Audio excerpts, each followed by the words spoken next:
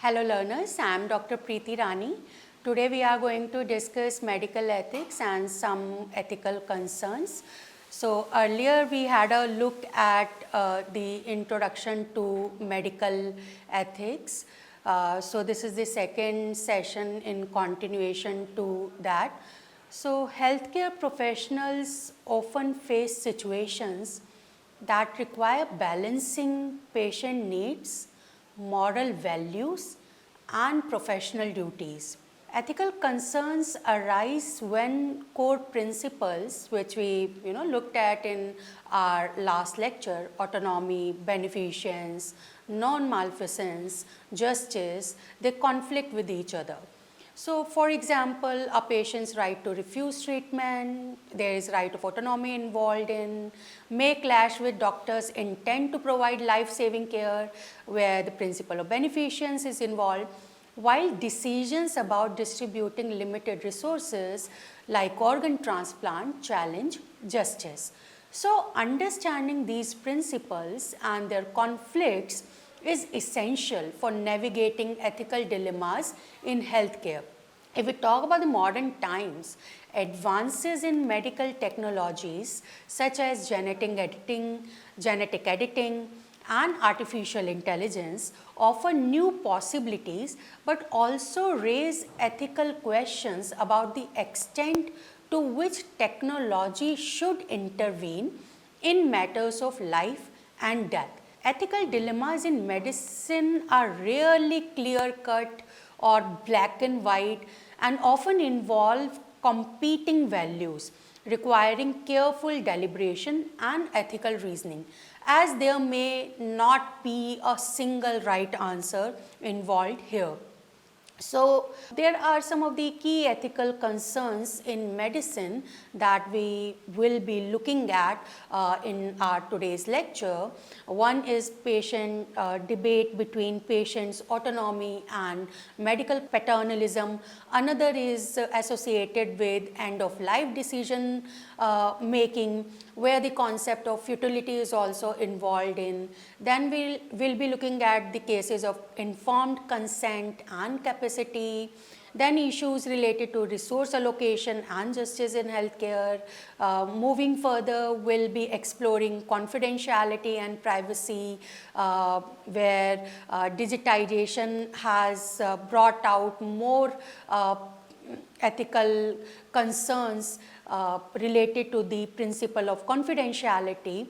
Then we'll also have a look at cultural and religious considerations in medical ethics. Again, there are some conflicts of interest that get associated in the field of healthcare. So these are 7 different areas, ethical areas we'll be exploring in today's lecture. So let us start with patient's autonomy versus medical paternalism. What do we understand by patient's autonomy? Patient's autonomy is the principle that patients have the right to make their own decisions about their healthcare.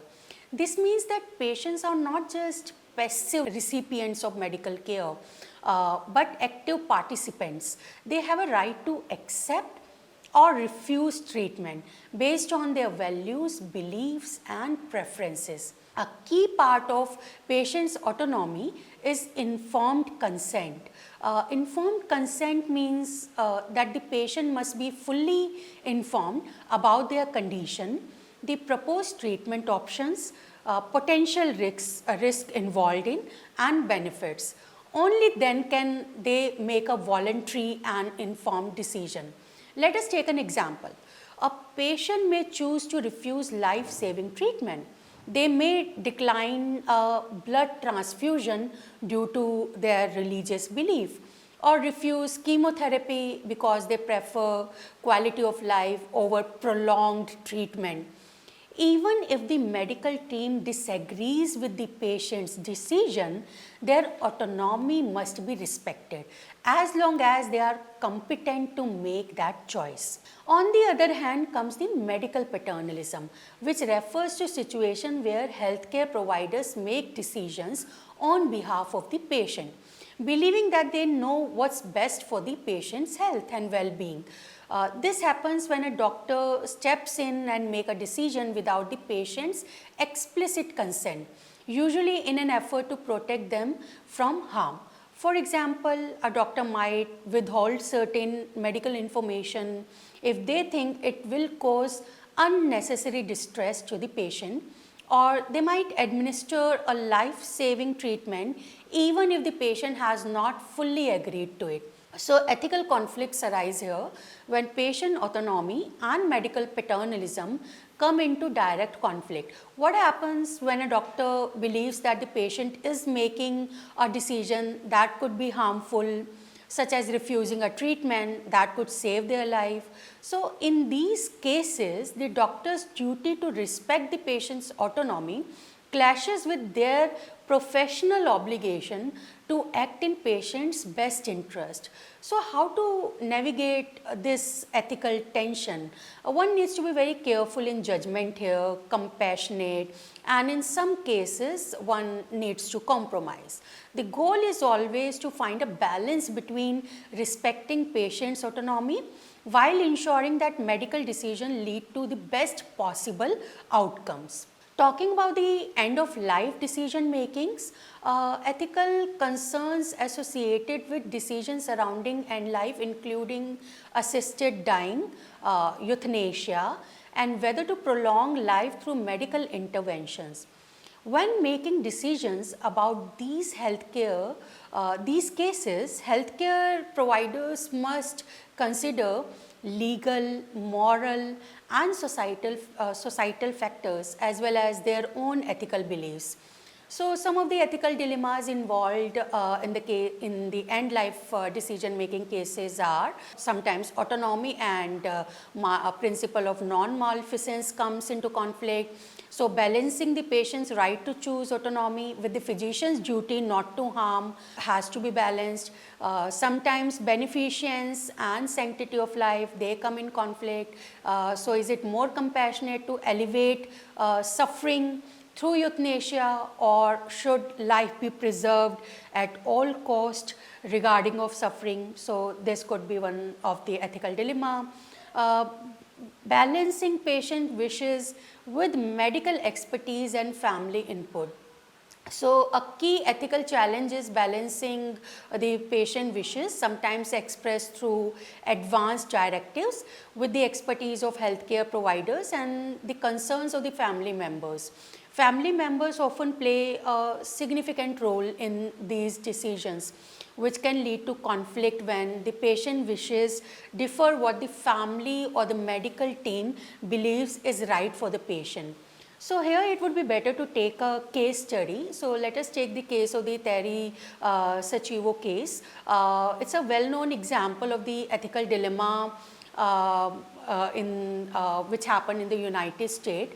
So Terry Sachivo is a woman in a persistent vegetative state, was at the center of national debate over whether to remove her feeding tube or not. Her husband wanted to honor what he believed were her wishes to not be kept alive artificially, while her parents wanted to continue life support. So there was conflict within the family members. The case raised deep ethical questions about the right to die, the role of the family, and the limits of life-sustaining treatments. So in the situations where the consent of the patient is not available, then advanced directives and DNR orders comes into the picture to help guide decision in these kind of situation. So advanced directives allow patient to express their wishes about future medical care in case they become unable to communicate. These DNR orders are specific instructions indicating that no resuscitation should be attempted if the patient's heart stop or they stop breathing. So these tools can help ensure that patient autonomy is respected even when they cannot speak for themselves. A related concept is concept of futility. The concept of medical futility is an important topic of discussion in medical ethics. The question here is, what should be done if there is no chance that a patient will survive, but the family members insist on advanced care? So, some articles define futility as the patient having less than a 1% chance of surviving. So, and there are some of the cases that wind up in the courts. So, in many of the cases, the expressed wishes of the patient are documented in these directives, and this provides a framework to guide family members and healthcare providers in the decision making process when the patient is incapacitated. So, court have supported families' arbitrary definitions of futility to include simple biological survival, as it was done in the baby K case, in which the court ordered a child born with only a brain stem instead of a complete brain to be kept on a ventilator based on the religious belief that all life must be preserved. In some hospitals, medical futility is referred to as non-beneficial care. Like we can talk about the baby door law, which establish state protection for a disabled child's right to life, ensuring that right is protected even over the wishes of parents or guardians in cases where they want to withhold treatment. So, critiques claim that this is how the state and perhaps the church, through its adherents in the executive and the judiciary, interfere in order to further its own agenda at the expense of the patients. Now, looking at another associated issue of informed consent and medical research. Informed consent is a fundamental principle in both medical treatment and medical research. It means that patient must be fully informed about the treatment or research they are participating in, including the risk, benefit and alternatives. Patient must then give their voluntary consent free from any pressure or coercion. Informed consent ensures that patients retain control over their bodies and healthcare decision. We have already seen the importance of DNR in case of medical treatment where patients do not have capacity to take their decisions. Now, let us take the ethical issue related to informed consent, especially when patient may not fully understand the situation.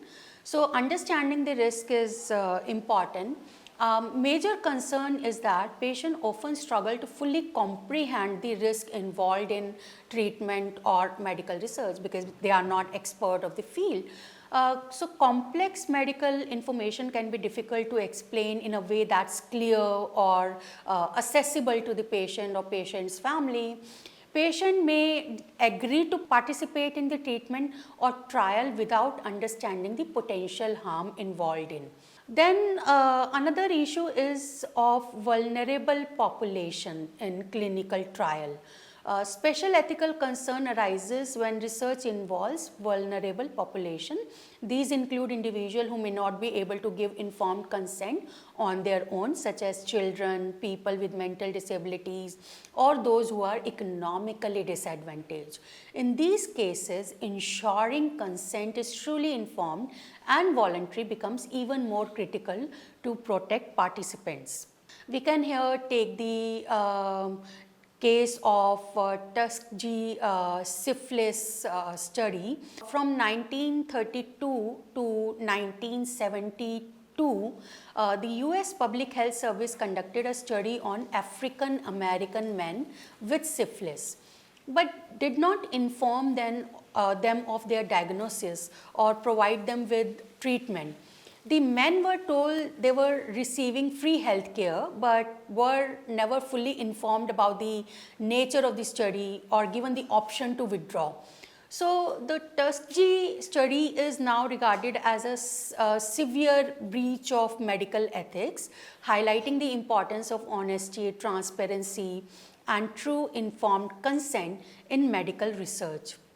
Now moving to the next issue is issue of resource allocation and justice in healthcare. This includes resources like ICU beds, ventilators, organ donations, or even access to certain medications during pandemics, organ transplants, or emergency care. The challenge lies in balancing patient needs with the availability of resources to ensure equitable treatment.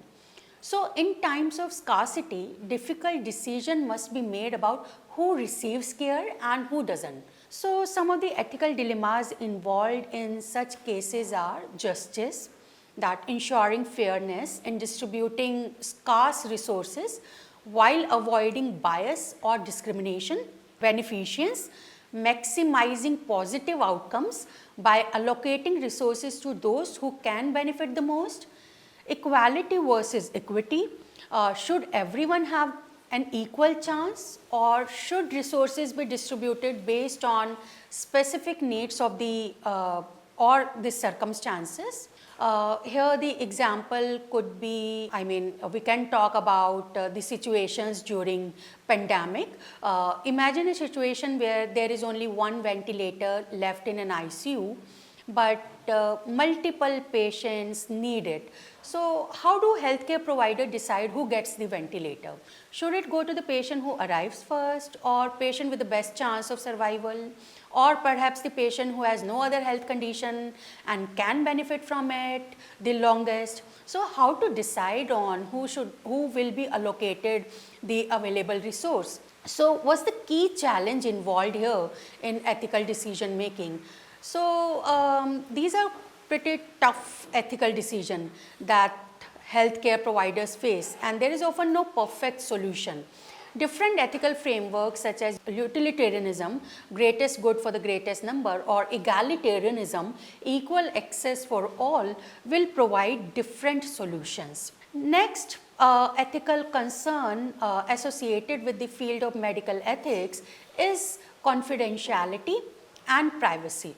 Protecting patient confidentiality is a core principle in medical ethics, but there are situations where it may conflict with other responsibilities, such as preventing harm to others or fulfilling legal obligation. The challenge is finding the right balance between respecting patient privacy and ensuring the safety of others. Now it becomes much more difficult in the digital age. In today's time, healthcare systems are increasingly digitized with electronic health records and data sharing becoming common. So this raises new concerns about how to balance patient privacy with the need for efficient information sharing in a healthcare environment that often involves multiple healthcare providers and systems. So one example can be taken up here related to confidentiality and privacy and public or something which has to be disclosed in the interest of the public. So if a patient is diagnosed with a sexually transmitted disease, STD, but refuses to inform their partner, the healthcare provider knows that keeping this information confidential may put the partner at risk. So should the provider maintain confidentiality or break it to the protect the partner's health? So in the benefit of the partner of the person, so here a physician might choose to disclose the information. So ethical dilemmas involved here are confidentiality versus harm prevention. So while patient confidentiality is crucial for trust, should it be overridden when there is a risk of harm to others? Example, a partner in case of an STD. Sometimes there are legal and ethical obligations.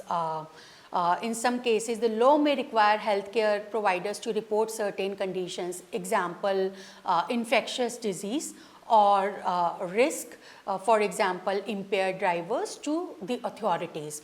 How do a legal obligation intersect with the ethical duty to maintain confidentiality? Then ethical dilemma also involve the trust and professional integrity. Breaking confidentiality can undermine trust between patient and healthcare provider. How should this impact decision making in such case? So how to reach to ethical judgment in these situations? One need to understand in what situation can or should confidentiality be broken. Healthcare providers should use some framework or guidelines when deciding whether to breach confidentiality to protect others or meet legal requirements. They need to approach these situations sensitively and ethically. Then another ethical concern with the medical field is cultural and religious considerations. Healthcare providers often face ethical dilemmas when patients' cultural or religious belief conflict with recommended medical treatments. Navigating these differences requires sensitivity and respect, while also ensuring that patients receive appropriate care. For example, a patient may refuse a blood transfusion due to religious belief, such as those held by Jehovah's Witnesses. A doctor must address this refusal while considering the patient's right to make autonomous decisions about their treatment. Then if we talk about the conflicts of interest in healthcare, many a times, financial incentives are involved in medicine. So there comes a conflict between financial incentives that healthcare providers receives by way of referral and recommendations, and what goes in the best interest of the patient. So doctors may receive gifts or other incentives from pharmaceutical companies and medical device manufacturers to promote or prescribe certain drugs or treatments. So when financial gains influences medical decision, it can lead to biased treatment choices that may not be the best interest of the patient. How can healthcare systems create an environment where transparency and trust are prioritized and financial incentives do not compromise patients' care? So to tackle with these conflicts of interest, transparency in healthcare is essential.